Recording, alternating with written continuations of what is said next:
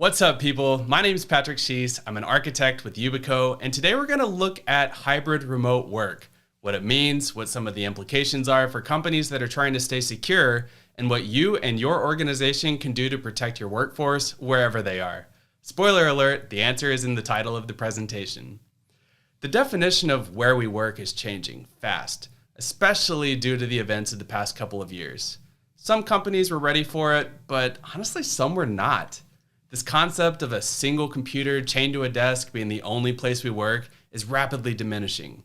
People are accessing their communication and collaboration tools from wherever makes sense for them, increasingly not in the same places or styles that they were 5 or more years ago. As the needs of our workers shift to this work where makes sense hybrid model, the amount of pressure on IT service organizations to enable a flexible yet productive workplace has exploded. The challenge of keeping people happy and productive while also maintaining a fit-for-risk security posture, it's a big problem to solve. There's so many factors in play, from securing user access to remaining compliant with the constantly changing regulations to simply not ending up on the front page of the Wall Street Journal because your company just got hacked. How can we provide a delightful experience for users and keep them safe at the same time? One approach to proactive security that's been gaining popularity over the past few years is known as zero trust. Now, without diving into the black hole of debates on how to implement a zero trust model, the big idea is to start by throwing any concept of assumed trust or standing access on a network out the window, even for administrators.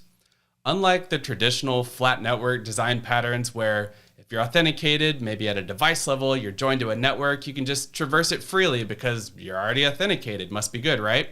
And you don't worry too much about trying to mitigate threats coming from inside the network. You just focus on trying to keep the bad stuff out. On the other hand, a zero trust model requires that you explicitly verify a user's credentials and other environmental or contextual things like device health, location, or risk before granting them access to a document or a website. This means that you have to be super intentional about who you grant access to and what you grant them access to. You more or less have to run with the assumption that bad things can and will happen, or what some people typically refer to as assume you've already been breached. This sounds pretty daunting, and it is, especially for organizations that have a seemingly untangleable web of legacy practices and infrastructure. You may have heard people say things like identity is the new perimeter. Again, highly debatable talking points. Maybe instead of saying it's the new perimeter, let's think about it as one of the most important parts of a much larger problem. If we have to evaluate user credentials all the time, we need a fast, secure, relatively easy way for people to prove that they are who they claim to be. In other words, we need strong, user-friendly authentication. Let's start by looking at passwords. Generally pretty user-friendly, especially when used by themselves as a single factor of authentication. I can get in and out of my accounts in a couple of seconds, and so can hackers. In a lot of cases, passwords are implemented as a best we've got solution due to limitations in either technology or scalability.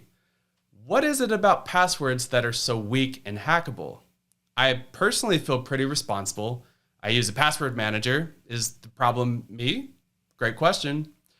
There's an amazing article by Alex Weinert from a couple years back called Your Password Doesn't Matter, $2 for the S's on password. The gist of the article is that only in a password spray attack or brute force cracking attacks does the actual password have any bearing on whether someone's account got compromised. Otherwise, hackers are getting passwords from breached websites or email phishing, malware, social engineering, or in some cases, even extortion. Now, maybe with the exception of extortion, the best way to kick these threat vectors in the pants is to use multi-factor authentication, or MFA. Typically, when we refer to authentication factors, we're talking about something you know, like a password or a PIN, or something you have, like the Microsoft Authenticator app on your phone or a security key, or something you are, perhaps a biometric or a facial scan. And there certainly are other factors that may be more sophisticated, like somewhere you are, your location, or something you do, such as a typing rate or how you sign your name.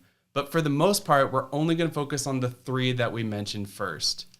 Any combination of the usage of these factors is known as multi-factor, and it can be used to keep hackers at bay and reduce the likelihood of account takeover by up to 99.9%. 99.9% sounds really good on paper, but it's important to note that not all MFA is created equal. There are different levels of protection that you get for each type, and each has its own threat vectors. To expand on this, I want us to look at an example of how easy it is to phish traditional SMS one-time passcodes. Those 6 or so digit codes you get texted when you're trying to log into a website or some service.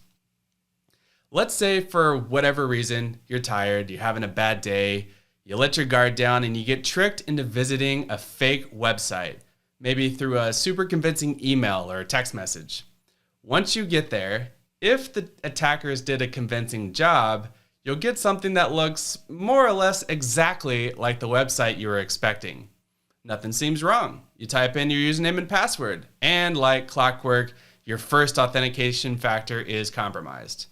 Now, as soon as the attacker gets your password, they can immediately use it to log into the real website, which, as you might expect, texts you that 6-digit one-time passcode. And what do? You type it in, and again, it's intercepted by the attacker, who at this point gets access to the real service that you were trying to access. You're redirected to either a fake failed login page or maybe a clone of the service you tried to access. Congrats, they got you good. You just got owned. Now, I know this sounds pretty complicated to pull off, but you'd be surprised how easy it is to do. There's tools like Modlishka that have been popping up. They're easy to find on the web, and they can really be used by anyone with a minimal amount of effort or technical knowledge. Another popular attack that hackers are using now is called SIM swap. And in this case, they might not even need to steal your second factor. Think about it.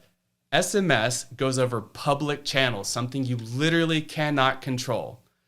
If an attacker convinces a phone carrier to swap your phone number to their SIM card that they own, they can essentially become you. And that's pretty scary. It's probably obvious that we need something better, especially if we're going to embrace a new, potentially vulnerable way of work. How can we provide secure, reliable access to our workforce in a way that isn't overly burdensome for users? In my opinion, the best way to tackle this is going passwordless. Kick those passwords to the curb and start using strong authentication only. Let's look at the word passwordless. What does it mean? Literally, don't use a password. Okay, I'll buy that, but what do I do instead? Great question. Let's take a look. YubiKey is a hardware security key, and it's one of the most powerful weapons in your security arsenal. All right, what's so special about it? Well, it's something that only you have that the hacker does not. And without your key, hackers are dead in the water. Remember those authentication factors we looked at earlier? We've already established if we're going to do passwordless, we're not going to use passwords, so that's off the table.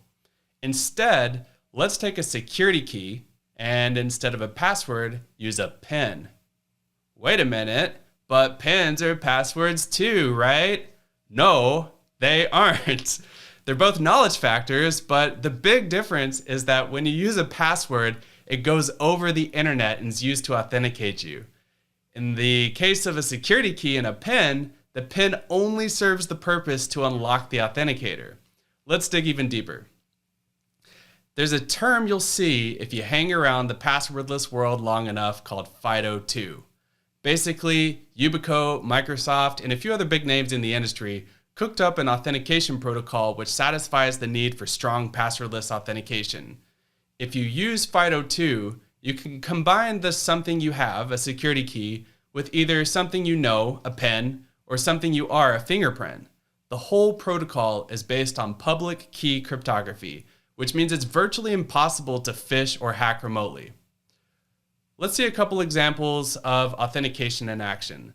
The first is a login to a Windows 10 device, and the second is a login to a service that uses Azure Active Directory. These will both be using security keys and passwordless for login. All right, we're starting with a Windows 10 device.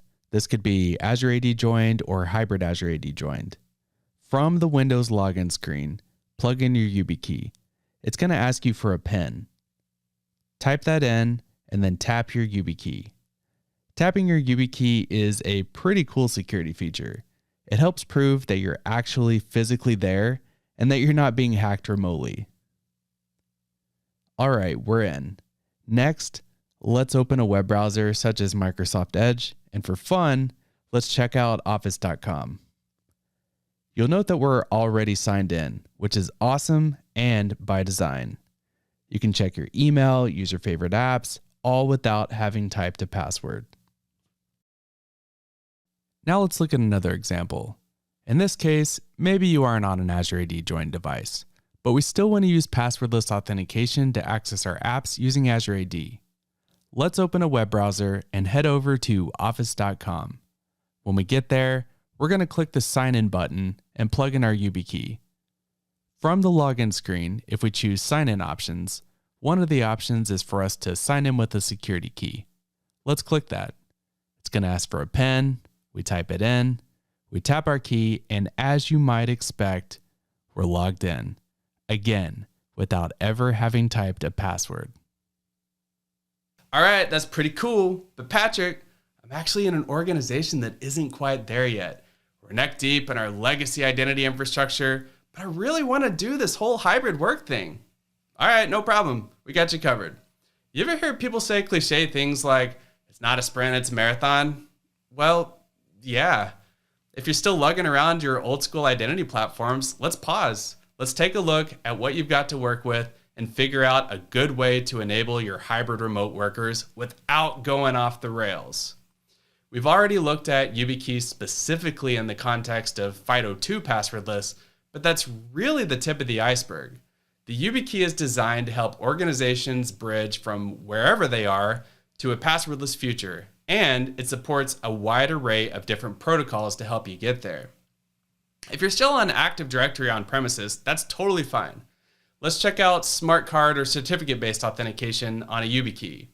Technically, that's passwordless. You use a PIN, something you know, to unlock an authenticator, and then you use a certificate to authenticate against Active Directory instead of a password. Obviously, that's only within the context of being a part of an Active Directory domain, but let's think forward a bit. What if I could use that smart card credential on my YubiKey to somehow authenticate to Azure Active Directory in the cloud? Yeah, you can do that too.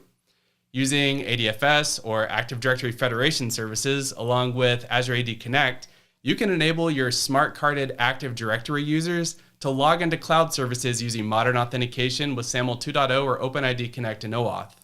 And in the future, when you get to the point that all of your applications support modern auth, or you decide as an organization to go cloud first, you're going to be in really good shape to do that securely and using technology that your users will appreciate. Remember when we talked about zero trust earlier? Again, without getting into the specifics on implementation, one way to pull off that type of design is with a software-defined perimeter or SDP solution. Unlike traditional VPNs, SDPs leverage this explicitly verify principle to manage fine-grained access to specific applications and services. The cool thing, pretty much every major SDP vendor works beautifully with Azure AD and uses strong authentication. All right, moving on. Let's think about where we can make use of passwordless authentication in the context of our business.